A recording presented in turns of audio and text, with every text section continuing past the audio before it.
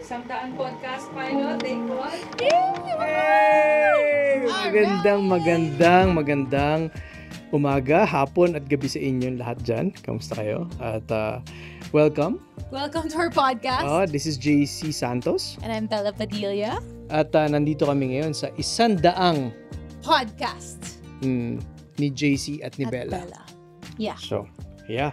At marami kami pwedeng pag-usapan ngayon. Napakadaming pwedeng pag-usapan dahil Sobrang daldal namin at nandun kami sa industriya. So, ang unang pwedeng pag-usapan namin, possibly, ang gusto kong tanongin bakit mo ba gustong maging artista? Totoo. Ang daming nagko-comment. So many people comment on my Instagram and TikTok pages na, ate, saan pwede mag-audition? Or like, Bella, sinong pwedeng manager? Parang I think people think it's so easy to be an artist. At saka feeling nila, connections yung makakapagpapasok sa'yo. Could be true. Could be true. Malalaman natin mamaya. But before we start our episode, I want to start a tradition on our podcast. Gusto ko muna malaman, anong unang pelikulang napanood mo sa sinehan? Anong unang pelikulang napanood ko sa sinehan? Ang unang pelikulang napanood ko sa sinehan is the second installment of remake na siguro ng The Man in the Iron Mask. Ooh! Ni Leonardo DiCaprio na ako. Wow, okay. Anong plot? Pwede mo ba i-summarize ng mabilis? Si Leonardo DiCaprio, nanonood ako lagi ng Three Musketeers. Si D'Artagnan, yes, si Porthos, si Athos. Di ba? So, meron sila yung sila yung Musketeers ng King. Yeah. Tapos, hindi sinasabi at that time, si King Louis of, hindi ko alam kung, I forgot about ano ba yung XIV ba siya? 16 na ba siya? Something. Tingnan natin. Meron pala daw siyang kapatid. Okay. May kakambal siya. Tapos dahil hindi pwede magkaroon ng dalawang king, pinakulong niya yung kapatid niya. Para siya yung king. Tapos pinalagyan niya ng Iron Mask forever. Tapos lumabas na lang yung king na yon, mga 16 or 17 na siya. Kaya siya the Man in the Iron Mask. Si Leo dapat yung king. Yes. So, dalawa sila. Napanood ko na to dati. Tanongin mo So, pinagpalit Tanongin mo muna Ano? Ang probinsyano. Charot. Ganda ng plot, no? Ang ganda. Papanoorin ko to mamaya. Hindi mo ba ito napapanood? So, The Man in the Iron Mask. Napapanood. Tapos, at yun yung mag-isa ako sa sinehan, Ilan taon ka nito? Wait, there's a possibility. Ito yung unang movie na napanood mo? Underage ako nito. As in, magbabayad ako ng jeepney, tapos bababa ako sa sinihan, tapos sasabihin ko, dito po ako sa sinihan. Tapos, papapasukin ako, bibili na ako ng ticket. Ang naalala kong ticket is 35 pesos. 35? Oh, Saan to? sa Pampanga. Wala pang, ito yung mga panahon na wala pang sinihan sa loob ng mall. At this age, hindi ko maalala. Siguro kung sa mga nanonood ngayon, kung anong year pinalabas yung The Man in the Iron Mask ni Leonardo DiCaprio. Okay, check ko. Wait lang. I feel so bad dahil fan ako ni Leo. I've obsessively watched The Beach and Romeo and Juliet, pero hindi ko napanood yung The Man in the Iron Mask. Nalulungkot ako. Ano ba yun? As in, nahihiya ako right now. Gusto kong pakain sa lupa. The Man in the Iron Mask. Anong year? Nakikita ba? The year is 1998. I was 8. I was 10 years old. I was 8. You were? Kailangan ko iulit. I was 8. Okay. 10 years old, nag-jeep ka mag-isa, nanood ka na sine mag-isa. Nahihiya na ako sabihin ko ano yung first movie ko dahil ito yung first movie ni JC. Ako Lion King lang yung napanood ko. Not bad. Can you feel the love tonight? Alam mo kung kailan ko huling napanood? Kailan ko first time napanood ang Lion King? 20 na ako. First time napanood yung Lion King. I watched Lion King in the old Greenbelt cinema. And I watched it like 3 times. So, one thing about my family is if we love something, we love it obsessively. So, ay, ganda. Pero yung Lion King, yung una kong pelikula, and I thought I was Nala. Tsaka yung Hakuna Matata. Hakuna Matata. So, dahil ba dito gusto mo na maging artista? No. I was very shy growing up. I grew up with a parent na louder than life.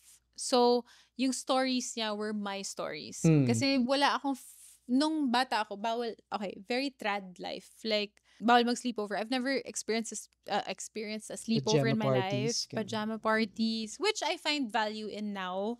Hindi ako pinayagan mag-retreat. Yung mga pag Catholic school ka, diba? Sulian ng kandila. Ay, may ganun. Hindi ko na-try. Try natin mamaya. Pero hindi ako nag-retreat. Walang anything. I went to a Catholic school, but I wasn't Catholic. So, I felt like the odd one out. Jehovah's Witness ako growing up. Ulit? Jehovah's Witness. Kami yung kumakatok. Nagpa-preach from door to door. So, very trad life. So, even my movie selection was very trad. So, you have VHS. VHS, it's a wall. So, kung ano yung, di ba, pag nakapunta ka ng bahay ko, bookshelf ang wall eh. Dati VHS. So, we would watch them. And I think it was a way for me to connect with my dad. So, my dad left us when I was 3. But my dad had such a love for cinema. So, I think it was a way for me to think that my dad never left. Because he would send me VHS tapes. So, yeah. Interesting. Ganda. Yeah, ngayon ko lang nasabi yun eh. Ay, hindi magkalayo yung edad natin, no?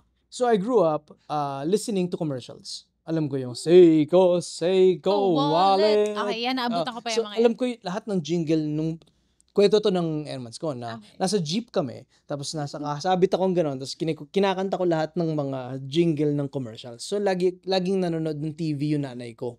So, gano'n ako as a person.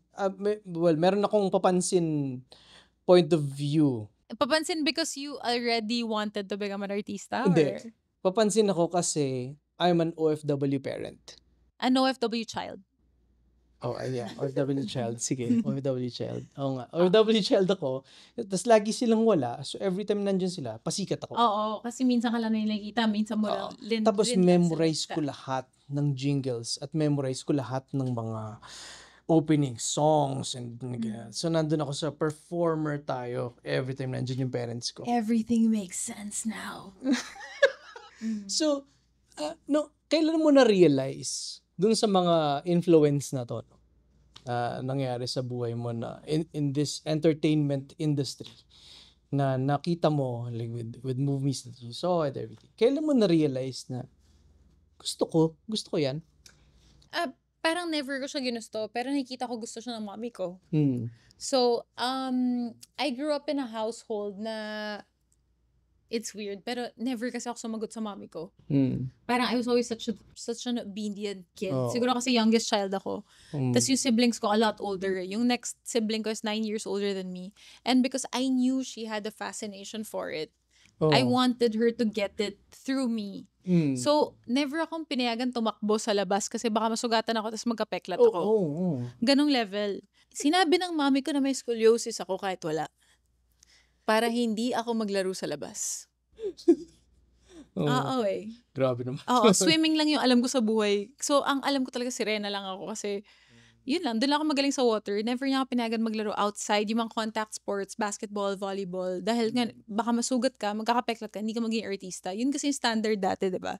Pag artista ka, makinis ka. Ever na tanong mo ba yung Hermans mo, gusto niya bang maging artista? She tried. So, she was on, parang mala shake, rattle, and roll. I don't remember what it was. Tapos naalala ko, kinukwento sa akin ng daddy ko after na parang sobrang abonado ng mommy ko na parang hinatid siya ng Mercedes-Benz, alam mo yun, like, yung gas niya, mas mahal pa sa talent fee ng mommy ko. Wow. Tapos ang eksena niya lang, kinain siya ng aswang. Like, patay siya. Pero sobrang kumukurap yung mata ng mami ko. Inedit out yung buong eksena niya. So, never lumabas yung eksena niya. But it's somewhere out there. But growing up, I used to think going to premiere nights was like a normal thing. Like, lahat ng pamilya pumupunta ng premiere night. And parang I grew up thinking, or I was always told that I had an inferiority complex. So, I grew up thinking I can't ever be that person. So, I wanted to be just a person working, like working a 9-to-5 job. Like, I wanted to be a lawyer. That was the dream. But my mom wanted me to be in the spotlight. So, naghanap ako ng pre-law course na semi-spotlight, but I could still do law. So, I wanted to be a journalist. Yun na lang. So, ang elective course ko ng high school was journalism. But yun, right after high school. Ganda. Oo, February 14, Valentine's Day. I can imagine you doing that though. Yun yung dream ko. I always want to, to parang tell people what the truth is. Yung, Huwag kayong magpaloko. Because I see that happening a lot in the Philippines. Na parang, lalo na ngayon, 2025, ang dami nadadali ng fake news, diba? Oh. So parang gusto ko maging journalist to parang tell people, no, this is factual. Ito yung actual na nangyayari sa mundo ngayon. So, our journalism elective class took us to ABS-CBN on February 14, 2007. Tapos naalala ko sa school bus na nakikinig kami ng Yes Yes show ng parokya ni Edgar. You better get ready for a big surprise. You think it's almost over but it's only on the rest. Basta yun. Hi, Chito. Nakikinig kami Yes Yes show. Pagdating ko sa ABS-CBN, linapitan ako ng isang talent manager ng anak ni Ma'am Charo, si Francis Concho. Hello. At yung manager ay si Jet Valiant. So, linapitan ako to ask if I wanted to join the newest Star Magic workshop. So I said, I'll give you my mom's number. Because you are such a beautiful brown-eyed girl. Because I was white. Because you were white? Yeah. You think? This the Filipinos love white people. Yeah. So sabi na, itong batang to, sisika to. Hindi. But yun, linapitan nila ako. Tapos, they asked if I could join the newest Star Magic batch. So I said, you have to call my mom. I don't have a cell phone. Wala akong cellphone. 4th year high school na ako. Wala akong cellphone. 2007. So they called my mom. My mom said no. Kasi graduate ako na March 31. I was 16. March 31. Talagang tinatapos yung high school. Yeah, sabi niya hindi siya pwedeng hindi magtapos ng at least high school. Oh. So, I graduated March 31st. April 1, tumawag sila ulit sa mami ko. So, she's done now. Can she join the workshops? So, I felt like... Nako, this is for you. It was destiny. So, yun. Nag-workshops ako ng April and May of 2007 from 7 a.m. to 11 p.m. At hindi ka pa nun si Bella Padilla, di ba? My name was Krista Sullivan. My real name. Krista Sullivan. So, yun. Hindi, kasi ang next question ko ngayon kasi... Hindi, gusto mo ba yung nangyari na yun? As in, okay, magiging artista ako. I didn't even want to be an actress. Gusto kong bumalik. Alam mo, nalulungkot ako nun kasi lahat ng classmates ko nagte-text na parang, grabing hirap ng first sem, pero okay lang kasi I got this resource, whatever, material sa Wikipedia, whatever. And I'm like, wow, di ako mabot dun. And nung time na yun, ang pinangahawakan ko as a person was, I was one of the smartest people in my class. Tapos hindi ako umabot sa nag-research ako. Yabang ko talaga. No, pero yun lang kasi yung dala ko. Hindi kasi ako yung pinakamaganda sa batch namin. Meron kami Jessie Mendiola. Napayabang ko. Dude, may batchmate ako, kinakain niya yung french fries. Okay, I have to tell you. Pinasok na sa ilong niya. No. Ganun. Hindi naman. Kasi may Jollibee nun sa ABS-CBN. Pero syempre, lahat kami, wala pang pera. Hindi pa kami sumasweldo. So, hati-hati kami sa bayad ng french fries. Tapos, kumakain kami french fries. Kukentuhan kami. Anong gagawin natin mamaya? Nag-prepare ka ba? Eme. May kinakain ako dito. Sabi ko, ba't yung mga french fries ang iiksi? Ganyan lang. Kinakain yung french fries hanggang umabot lang sa kamay niya. Tapos binibitawan niya. Kasi madumi daw. Dude, bakit? Lahat kami dito kumakain sa pile mo ng tira. 3 kaming kumakain ng maiiksing french fries. Akala ko may defect yung Jollibee ng day na yun. But, bakit tayo umabot dito?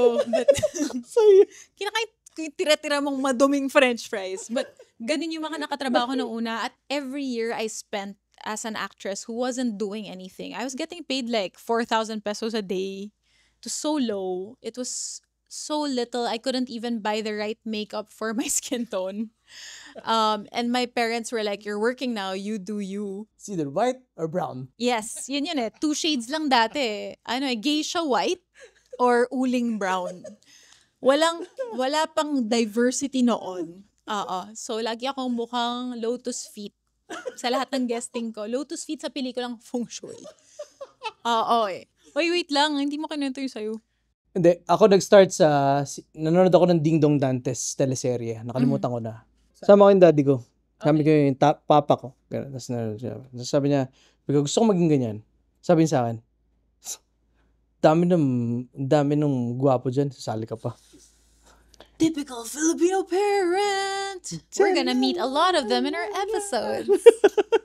Ako, syempre, parang, wala na ako doon. Sabi ko gano'n. Pero, tatapatan ko yan. Ako naman, parang, gusto ko maging entertainer, basically, from Pampanga. Laki ako sa parang lahat kami nagpe-perform. Lahat kami parang, I want to be the best. When you say lahat kami, sino kayo?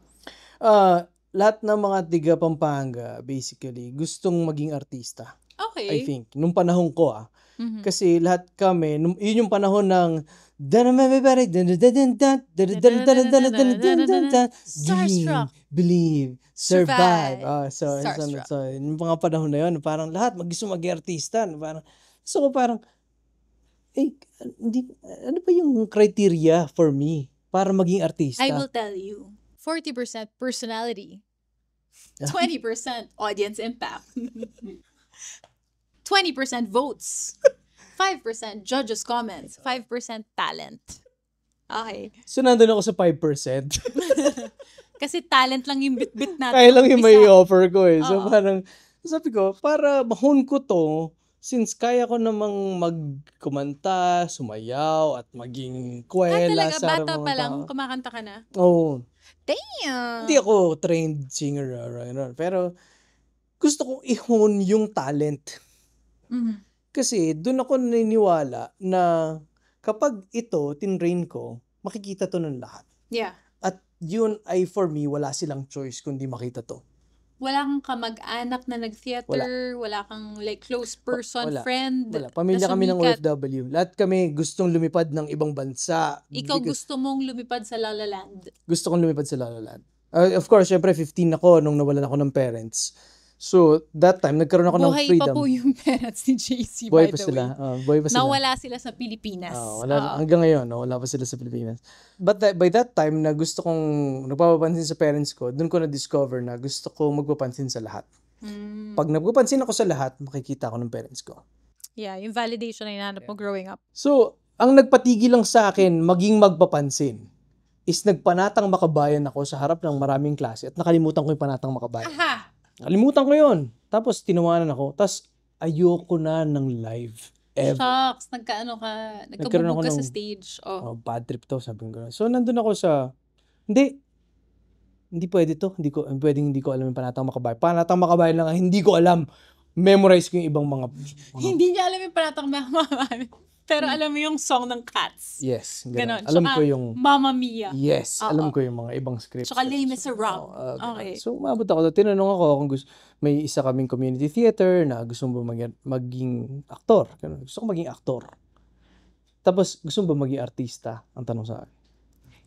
So, ako, ano yung artista? Ano ba yung difference sa artista sa mga nagpo-perform sa community theater? So, if you think about it, gusto mo artista, you want to be an artist. In It's what too field? vague. It's too vague. Kapag tinanong ka artist, anong field ng artistry mo? 'Di ba? So, ako parang, wait, ang daming fields nun And then lang gusto ko magiging painter ba ako? Nandun ako sa painting kaagad Nandun ako sa parang, sandali lang, ang daming pwedeng puntahan ng pagiging artist. Sabi ko, gusto ko maging aktor. And I promised to myself, in my 20s, kumikita na ako ng sarili ko. Tapos sabi ko, para mangyari yon, mag-aaral ako sa UP. Paano ako makakapag-aral sa UP? Ang baba ng grades mo. Ang baba ng grades ko. So, mag-audition ako. Bakit mo naisip na first step yun? Kasi ako, kung isip ko, papasok ko ng UP, kailangan ko mag-aral para sa UPCAT. Sino nagsabi sa'yo na mag-audition ka? Si Sir Tony. Tony Mabesa. Oo. At saan mo na-meet si Tony Mabesa sa Pampanga? Sa Angeles University Foundation. Anong ginagawa ni Tony Mabesa sa Angeles City Foundation? No, Huli gusto mo ko ako, naman. Tony Mabesa is one of the greats sa theater. He's the founder of Dulaang UP in Yes. University of the Philippines. At He's isang- basically the theater arts program in the Philippine industry. Si Sir Tony lang ang artistang naka-eksena ko na may transatlantic accent sa Pilipinas. So nakilala ko si Sir Tony because I auditioned to him because I won a storytelling contest. I was the grouchy ladybug, tapos nanalo ako sa competition na yun. And then he made me a Romeo in 2006. Okay. Tapos, can you sing? Sabi niya sa akin. Tapos, I don't know. Audition ako first. Tapos, hindi ako marunong ito yung ano ko, hindi ako marunong mag-audition. Okay. So, anong nangyari sa akin, natutunan ko mag-audition dahil sa isang dance class na pinasok ko. Okay. So, tinuruan niya ako sa garahe namin paano magsayaw. Ng movement class na interpretative dance. This is so crazy to me kasi parang ang dali ng buhay mo. Oh. Parang you met the right people. At the right time. And, tapos, nai-present ko lahat yon at the same time. Pero ang point ko, kasi pinili kong maging aktor. pinili ko maging performer. Klaro sa isip mo, gusto sino ka? Gusto ko, kung makikilala ako, aktor. Gusto ko, kilala ako, performer ako, kilala ako na live performer, itong field na to, hindi dun sa multimedia, hindi dun sa screen, hindi dun sa big screen, wala akong idea na yun. So, I hated those actors. Kasi it's too mainstream for you, it's too sell out. Oh! I wanted to be the biggest mainstream artist. So, ako naman, I wanted to be the star of the theater. Hindi. I love it. Ang layo ng mga pangarap natin sa buhay. And here we are now, doing a podcast. Grabe, the hard work you put in. Oh. As in, I went to like the craziest auditions. I found out na this role was actually already given to an artist, but you're still at the audition for that role. Oh. Why are we standing here?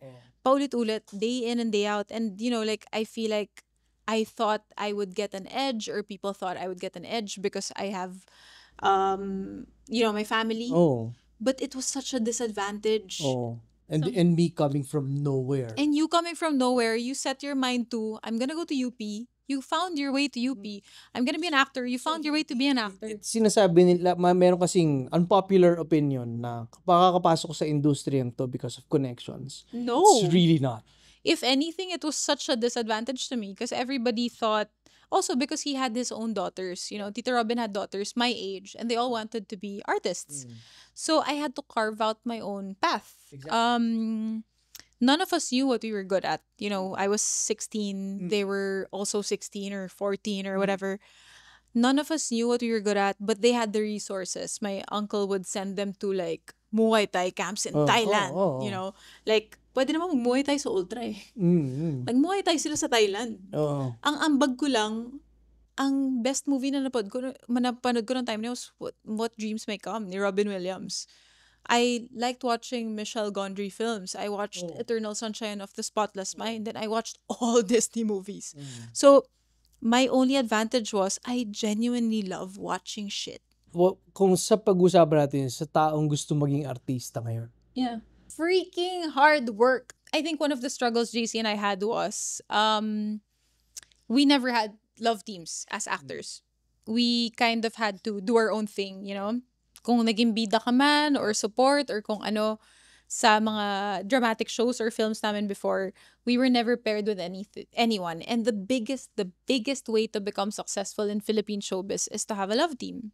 And up to this day, I wouldn't call us a love team. We just work well together. We do films with each other, pero we also do films with other people na sometimes, sa totoo lang, nagsiselos ako kasi parang yung first movie namin, yung 100 Tula para kay Stella, kami yun eh. Tapos nakita ko ginamit siya for another actress na up and coming. Na I felt like we had our own process to build. And then now someone else is taking advantage of it. So I in the beginning, I would feel really bad about it. But now I see the value in knowing yourself, knowing who you want to be. Sino ka ba sa industriya to? Kasi ang dami natin eh. Oh. I feel like we wouldn't last this long if we didn't know who we are. Anong year ka nag-start? Na in the industry. 2016. Bago 2007. Only relevant from 2015 onwards. Yeah. So may 8 years ako na figuring out who I was. So we've been here long enough now that we see I don't want to say we see who's gonna make it or not, but we see the value in the work you put in. Yeah. At ang magpapatagal sa'yo dito, yung talent mo. Talent, pakikisama. Hindi yung mukha mo. Yeah. I promise. Hindi yung followers mo. So, yeah. That sums up our podcast for tonight. And maraming salamat. Ang dami pa namin pwede pag-usapan ni Bella kasi marami pa kaming experiences nasa industriyang ito. Marami pa kaming memories about our shootings. Near-death experiences. At kung paano nagtatrabaho sa isang pelikula. Hindi lang kasi artista yung bumubuo ng pelikula. So actually, kaya namin ginawa tong episode na to or ginawa namin tong podcast na to is because we wanna shine the spotlight on the people who make all your favorite films and all your favorite TV shows come to life. Let us subscribe. Know who you wanna hear from. Hindi, who do you wanna hear from? Kasi ang dami na namin naka-line up eh. Merong makeup artists, merong utility men, portalet boys, directors, cinematographers. So, if you were to be part of this world, part of the circus, who do you want to be and who do you want to hear from? Thank you so much. Maraming salamat po sa 100 podcast ni JC and Bella. Thank you guys!